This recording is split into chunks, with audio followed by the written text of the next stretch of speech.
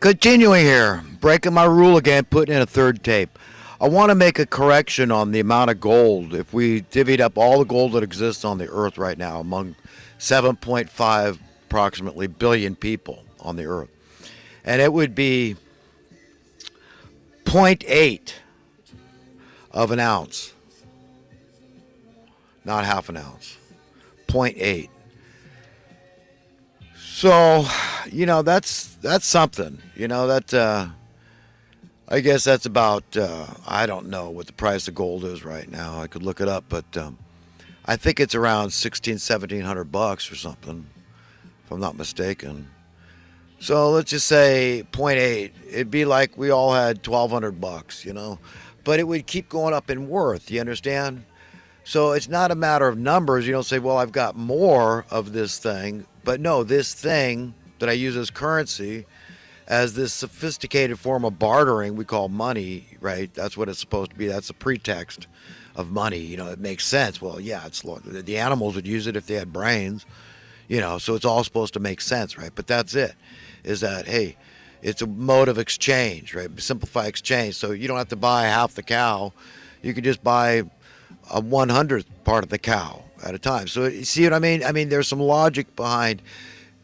You see, it's a half-truth kind of. Yeah, that makes sense, and that's fair. That's reasonable, and that's a sophisticated form of bartering, right? So there's a way that we all fall into this training. We kind of just naturally we kind of accept things. We're trained. We're lulled into it from birth. And our parents too, our peers, everybody, teachers. So we're all under this spell of madness. And to understand these people is impossible for decent people. It really is. That's why we got to turn to God. I don't get it, God. Why would somebody sacrifice their soul? Why would they revolt against you? Why would they abandon their conscience and not care about having some integrity and honor and pleasing you and loving their fellow man and loving you and proving it by doing that? What is wrong with people? There's something very wrong, my friends, because insane people rule the world, and it's going to change. I mean, we're living in very interesting times, okay, very tumultuous. This is talked about in Scripture.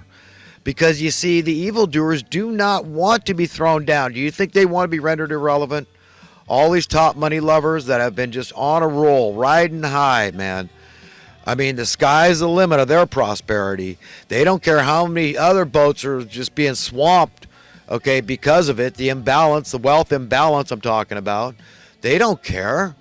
They don't care about the golden rule. They don't care about God. They're taking God's place. They've usurped God's position in this world.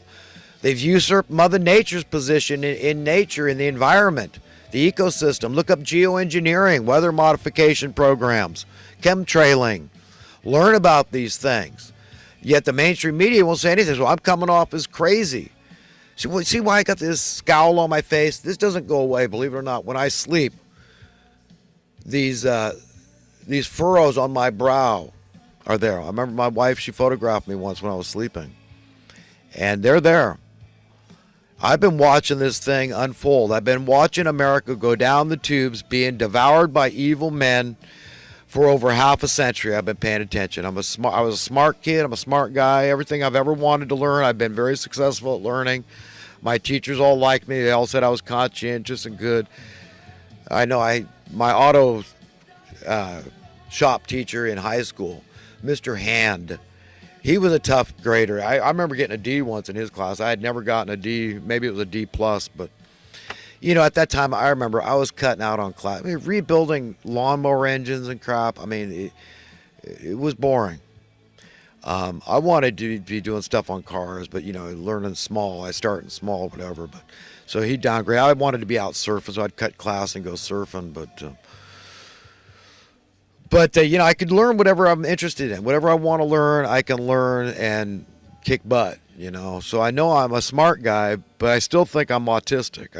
I'm getting checked tomorrow. I'm going to hopefully find out soon. I take the test. I don't know how long it'll be before I get the diagnosis, but I strongly suspect I have a degree of Asperger's syndrome. And that explains the arrogance, the haughtiness that I come across like a hothead and stuff. And I can be like I come off intimidating, and I want to do the opposite. Honest to God, I don't want anybody afraid of me. I don't want to be a threat to anybody. I want the opposite. I want to be understood correctly. I don't want to be misunderstood. I love people. I'm not a threat to anyone in any way, not even the most evil, vile of men that have done horrendous crimes. I still just want to go in the ethics rehab center, get some help, hang around ethicists. I'll come in. I'll spend some time in there with you. We'll talk it through and help you to understand in a very logical, reasonable, sensible, intellectual fashion why your behavior was unacceptable. You cannot be free in society around people that want to be free. Okay, if you're taking away their freedom somehow, you're infringing on them somehow. You can't do that. You got to, you got to give people a basis for why their behavior is unacceptable, and it all starts with the way they think, then the way they speak, because that's the behavior is the last branch of that, right? It comes out later.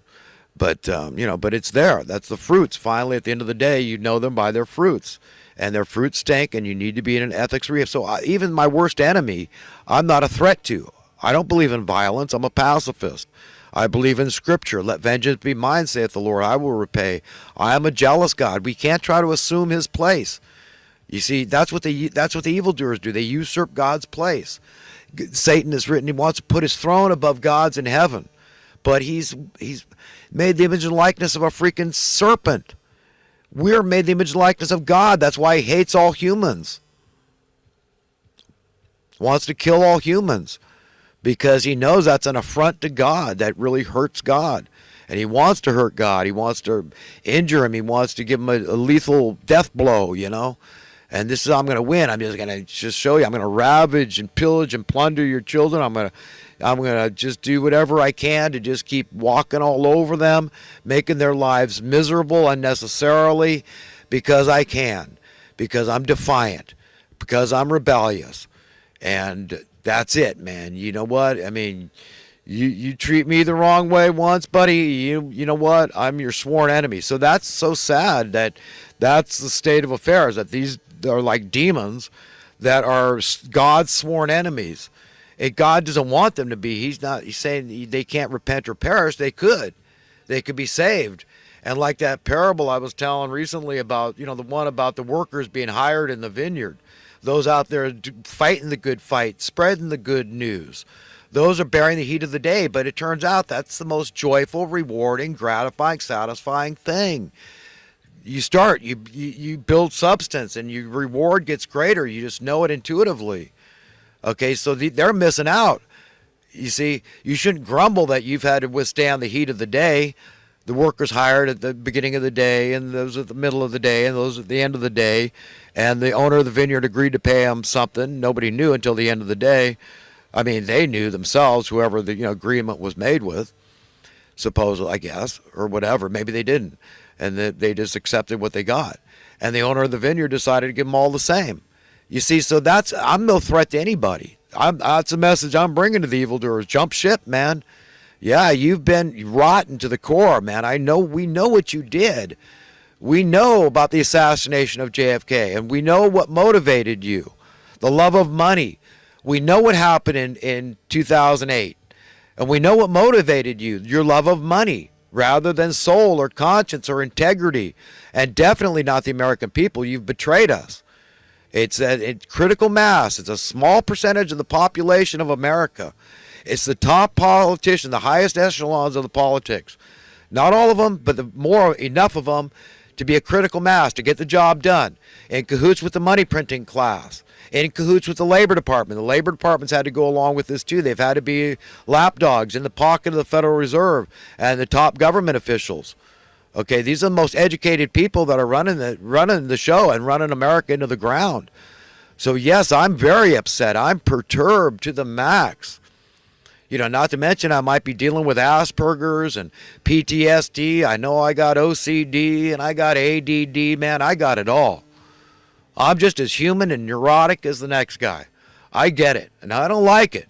And I want to get to the bottom of it. I want to learn what the drivers are. What's pissing me off? What's bugging me? What's bugging me? What's bugging you? All the organic stuff has to be taken to God. That's across the board. The rain falls on the just and the unjust alike. You understand? As a metaphor for something bad. Okay? Those are the organic things. But there's the other invented stuff. Now, it's exclusive. It picks on people. It discriminates. This is the whole classist kind of thing all through history. Neo-feudalism today. It was in the past, it was regular feudalism. It's the same old story. They can't resist stealing the wealth that belongs to the people. That's it. They can't have progress. They can't have true capitalism. They can't have true socialism. They can't have the system work for everybody.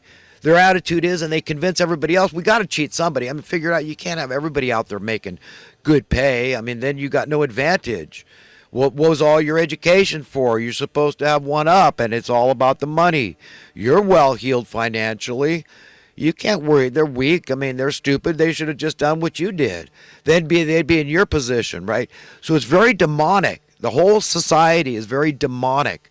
It's all focused on money. It's all our affections and our attention. So much of it go to money, thinking about money, paying bills, making the money to pay the bills.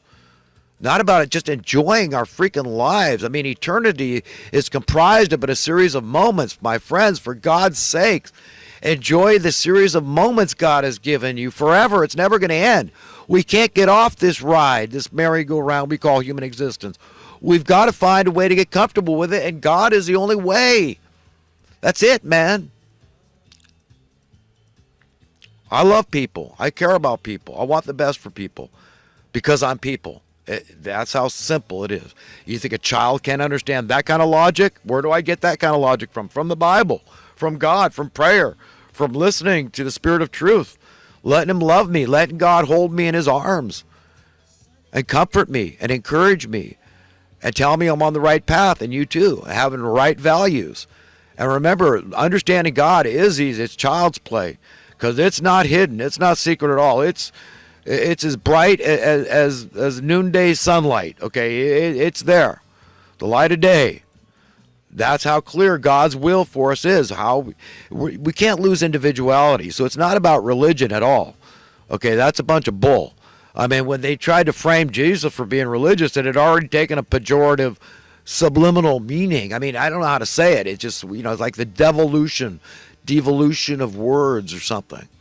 But, it used to be, well, you were the noble, you're noble types and with integrity and honor if you were religious, pious and all that good stuff.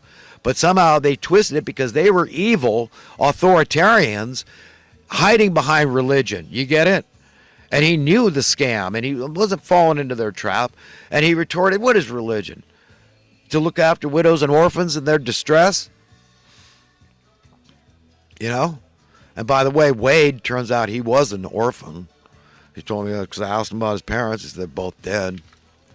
Or his mother, maybe it was his mother's a heroin addict and she's a lost cause in jail in L.A. or something. I forgot. Or maybe she's dead on heroin. I can't remember. Remember, I don't know that, the guy's not, on drugs and telling me a story. But I did sense his emotions were real and valid. He was freaked out, man. And I do feel like he was, suicidal.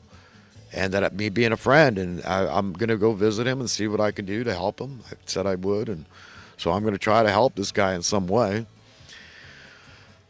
But, am I religious for doing that? And, it's like, who cares? I mean, if it's a good thing, yeah, all right, I'll take that label.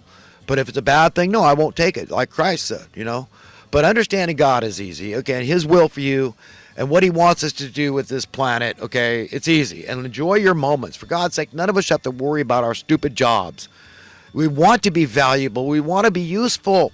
We're not feeling it. Who is? Who's got a job where I'm irreplaceable. I'm so important to society. It would all fall apart if I fell off the earth. You see, it's bull. We know we could be replaced at the drop of a hat. All of us. No matter what your job. So why be delusional? Why lie to yourself so you're somebody of self-importance? And I make gobs of dough because I deserve it. I'm worthy. And look at me. I'm great. Listen to me. Because I make tons of money. I'm successful. I'll lead you. I'll tell you the way to live and to think. The right belief systems and the right speech and the right behavior. Okay? But, I'm telling you something else. I'm telling you, think for yourself. Remember, look, no man can save your life. Only God can do that. And God is a jealous God. That's why we all have a twinge of jealousy. It's normal. To me, it's like, who's that song, Hurts So Good? Is that John Mellencamp? I like that guy. But yeah, Hurts So Good. You know what I mean? And it's like that with jealousy. When I think about even the girl of my dreams, I remember telling people about that dream I had, how real it was. And my life is better because of it. It's beautiful. It's the most beautiful. I feel like I'm with her because of that. I feel like I love the female, and